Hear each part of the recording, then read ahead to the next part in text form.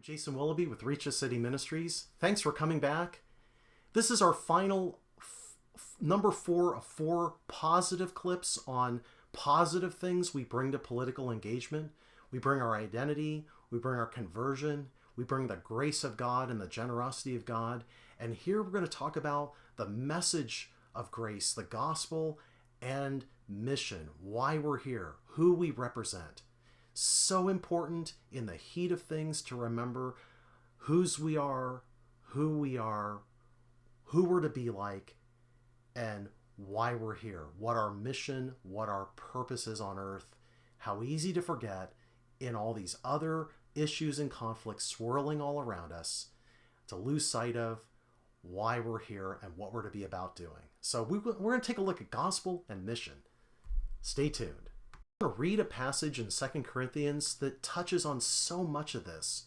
And the first part talks about, in verse 14, for the love of Christ controls us.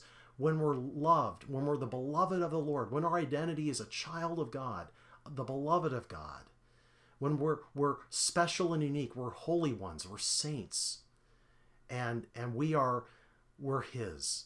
And because we're His, He's everything. We love Him most. We belong to Him. And He defines us. His grace defines us. And He overgives.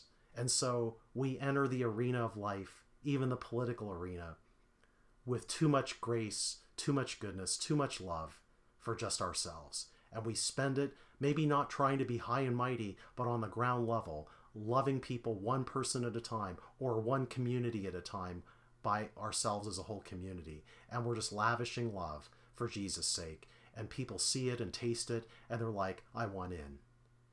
And once, so this whole identity, belonging, identity, and gospel and grace really naturally flows into the message and the mission. So let me just say this. The love of Christ controls us, having concluded this, that one died for all, therefore all died, and He died for all so that those who live might no longer live for themselves, but for Him who died and rose again on their behalf. If you are a believer, I'm sorry, you're no longer your own person. You belong to Jesus, body and soul. You're a bond slave of Christ, and you're not here to live for yourself. Now you live for Him. And if you've gotten away from that, it's because you've gotten away from the overabundance of grace and love God has lavished on you. You've lost sight of whose you are and who you are. And now you're trying to grab and take and fight against and resist and have rivalries and cycles of conflict with other people. You're seeing, trying to take away what's you and yours. And you've totally lost sight of the desperate plight of people that don't have Christ in their life and where they're heading and how God sent you into their life. He's chosen you to be His messenger, and that's why you belong to Him and you live for Him. Well, Paul goes on. He says, therefore, we don't recognize anyone according to the flesh. We're not recognizing people on racial status or social status or class or ethnicity or nationality or clan or family or good old boy networks or whatever. Even though we've known Christ according to the physical body, yet we don't even know Christ that way. He's not some 33-year-old Jewish guy from the Roman Empire who was born in Nazareth. Now He's the glorified Lord of glory. We know Him a whole different way. He's the first new man of a new human race, and He's Messiah and God the Son at the right hand of God. I mean, He's just not some earthly guy anymore. We now see Him for who He really is.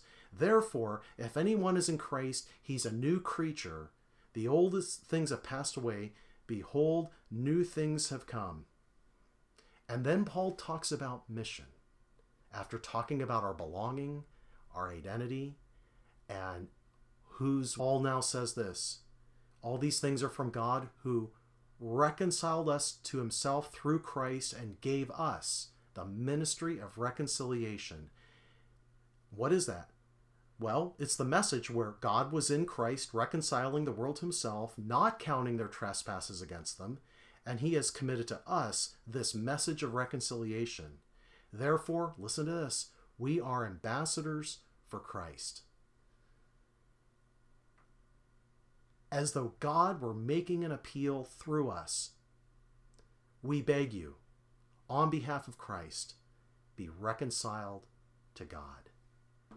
Oh, people, more needs to be said about this. Out of the abundance of God's love and grace, we now have a mission and a message. That's our chief message to this culture. Be reconciled to God. The war against heaven is over. God has settled all the grievances on his side. Come home. There were Japanese soldiers after World War II who were still fighting in the Philippines 14 years after the war was ended. And they had to convince these guys to come out and come back to their families because the war was over. So those villagers telling these poor soldiers in these caves, they were the messengers of good news. The war's over. You can go home. And that's our privilege. We're here to tell all sides of all debates, all ethnicities, all aggrieved and fighting groups. The war's over from God's side. Come home to him. That's the message of reconciliation. That's your message and my message as believers in Christ. Are we telling anyone this good news? Are we injecting and inserting this gospel of grace, this gospel that offers free reconciliation through the costly payment on the cross of Jesus Christ and the righteousness he earned to righteous and create new human beings out of old human beings and make them a new human race? Who's telling that to our culture? Or is it about institutions and religion and rights?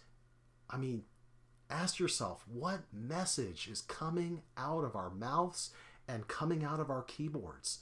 Is it that? And if it isn't, go all the way back up to belonging and identity and grace and love and why you're here and what message you're to say. And if it's not this, you got to go back to the top and fix that. Then the other stuff flows. I hope that makes sense.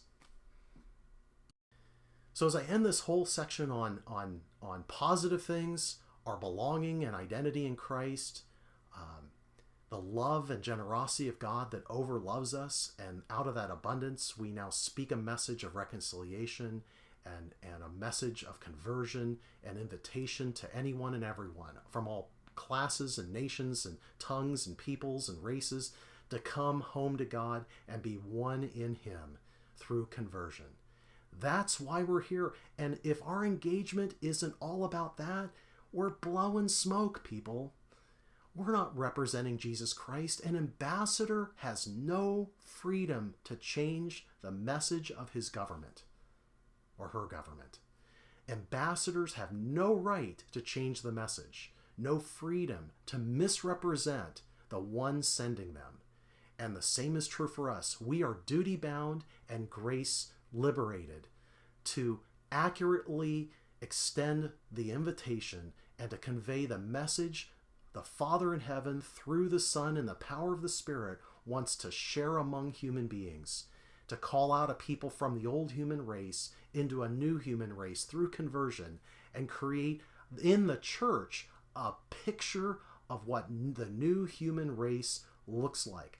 Are we giving the right picture? Or have we totally lost sight of why we're here, who we're here for, whose we are, who we are, and how graced and superabundant, lavished we've been? So I appeal to you in Jesus, please make that your message, make that the point.